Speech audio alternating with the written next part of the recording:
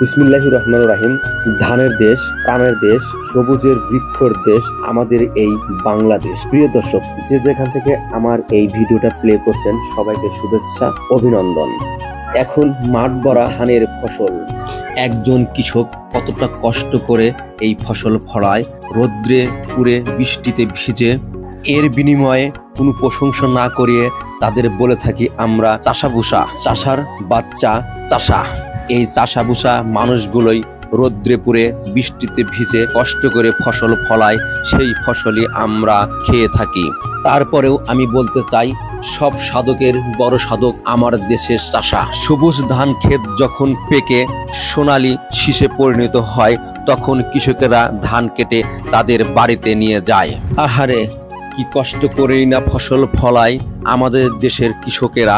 আমরা কি সঠিকভাবে তাদের খোঁজ খবর রাখতে পারি?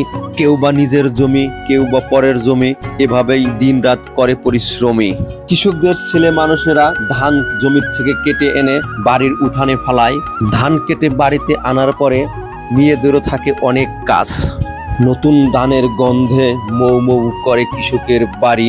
নতুন ধানের আনন্দে কৃষকের সন্তানেরাও নেচে ওঠে সারা বাড়ি উঠানে। এমন দেশটি কোথাও পাবে না আর বাংলা ছাড়া অন্য দেশ। প্রিয় দর্শক, বাংলাদেশের কৃষকের কষ্টের কথা ভেবে ভিডিওটা শেয়ার করে দেন, যেন ভিডিওটা সবাই দেখতে পারে। কৃষি প্রধান দেশ হিসেবে বিশ্ব চিনুক বাংলাদেশকে। আমরা গর্বিত, আমরা কৃষকের সন্তান, আমরা বাংলাদেশের গর্বিত সন্তান। ভিডিওটা একটু ভালো লাগে থাকলে একটি গঠনমূলক কমেন্টস করেন। আপনাদের কমেন্ট শেয়ার আমার আরেকটি ভিডিও বানাতে উৎসাহ যোগায়। আল্লাহ হাফেজ।